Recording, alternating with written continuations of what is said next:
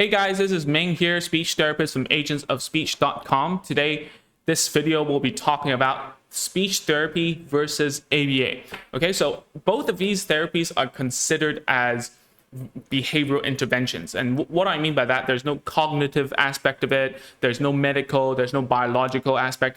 Everything that we do is behavioral, meaning changing my behavior to change your behavior. Okay, this might be a little bit abstract, but let me go on. Okay, ABA is shown to be effective for ASD children, whereas speech therapy, a larger range of the population will benefit from this service. It's even children and adults. So the objective of speech and language therapy is to teach a child to communicate with you effectively, or the world effectively, right? So that's why we cover two main aspects, which are language and speech. Language is any use of symbols, gestures, words, sounds, eye contact, whatever, a coded message to communicate, to get our message across, okay? Whereas speech is the sounds that I'm making right now that you understand. Speech is a medium of language. We use speech to convey language, so to speak, okay? So these are the two things that we use the most, that we teach the most, language and speech.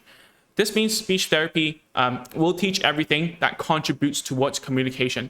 And that's under the big umbrella of communication. There's mainly speech, language, and then there's also social, play skills, so on. And within speech sound abilities, we have articulation, phonological skills, all these jargons, and also language, we have like expressive, receptive, storytelling, verbal reasoning, all these kind of things inside, okay? And speech therapy also includes feeding and swallowing, meaning if your child has problems eating something, you can also consult a speech therapist like myself, although that is not where I try to put my expertise on. And the reason why for this is because feeding and swallowing just uses similar muscles to speech. It uses the same mechanisms around the neck area, all right? So therefore, if you go to a hospital, if maybe your father, your grandfather, or your grandmother, whatever, the elderly has a problem with swallowing, it's most probably a speech therapist who does the swallowing assessment, okay? And applied behavioral analysis, that's ABA, okay? And people might call it behavioral therapy or whatever. On the other hand, uses the behavioral approach to teach all kinds of skills, not only communication. And that's why you will see there are a lot more goals than speech therapy. There might be like a whole book, a whole booklet of ABA. There's like 30 plus goals sometimes that are being put into subcategories and all that just to achieve something. And that's because they take the behavioral approach to a whole new level, a very detailed level where they break down every type of skill into its very, very smallest parts that they can teach.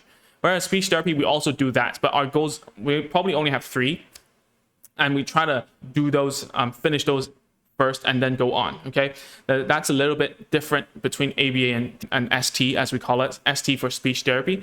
The biggest difference is that ABA deals a lot with disruptive behaviors or problematic behaviors, as we call it, and that's why ABA is more suited for children or people on the autistic spectrum, because they do have some behavioral problems that need to be addressed if they have to survive in a world with mostly just us neurotypical people, right?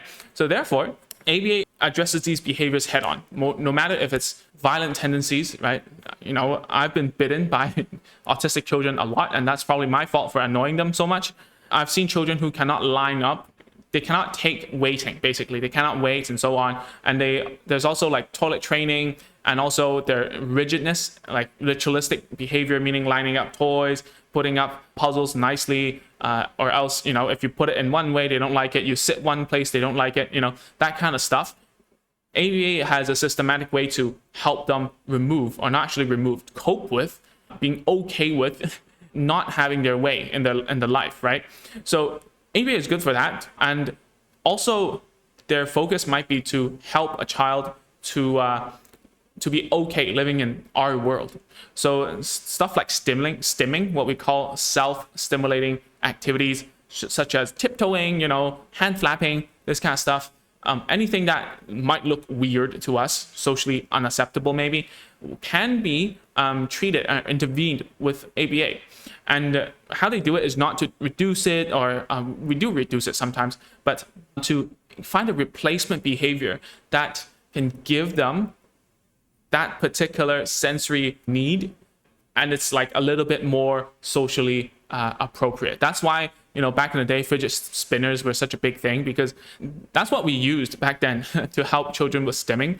And I think till this day, it still has an effect. And I think people are still using like fidget spinners or whatever fidget toys as a replacement for stimming. All right. So ABA finds a way to teach most skills what people, us, the therapists, the consultants, deem important. So it might be academics, it might be a lot of stuff like being able to ride a scooter, being able to play something, being able to line up in a corridor, being able to withstand a lot of noise, take instructions under like a certain condition, play games without getting into a fit or whatever, right? ABA would be great for that. It also provides a structure for children to regulate their own behavior, whereas, you know, ST is more on good communication. Of course, we're going to work on regulating the behaviors, but we're trying to increase the communication, the skills, so that they have an outlet to tell you about, oh, I don't want that. This is how I feel when someone cuts my line. This is how I feel when I cannot finish that puzzle.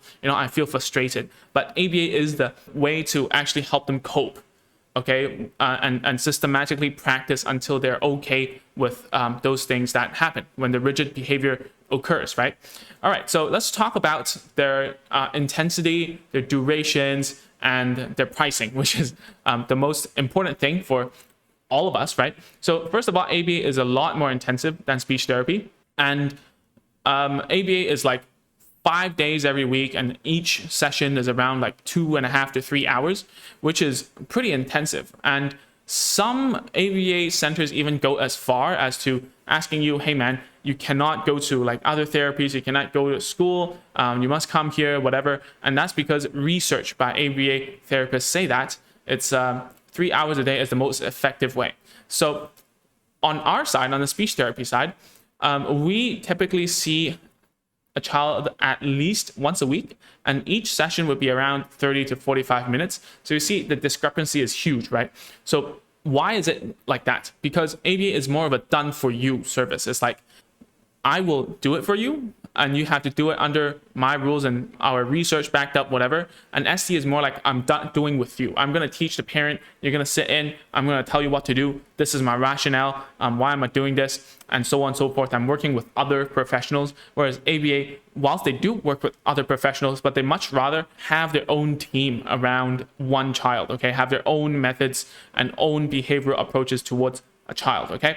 And ABA is a lot more expensive because, well, per hour is cheaper, okay? But when you add up all the days and all the hours in a month, it's a lot more expensive than ST. And speech therapy obviously is more expensive per hour because everyone needs to get a master's degree outside of the UK, I believe, who needs to become a speech therapist, right? So therefore, you know, the labor cost is going to be higher because the qualification needs to be higher. Not saying that the quality of therapy would be higher. That's what I need to tell you, because I have been an ABA therapist in the beginning of my career, and then I switched to being a speech therapist after taking a master's degree. But I would tell you that either side has loads of qualified, really good therapists. And about ABA, maybe you've heard bad things about it. We'll talk about this in a different video, okay? So that's pretty much it for this video. If your child is still pulling your hand to get whatever they want, I've got a free 5-minute activity that you can get now. You can go to agentsofspeech.com/handpulling to grab it. And that's pretty much it. I'll see you in the next video soon. Bye.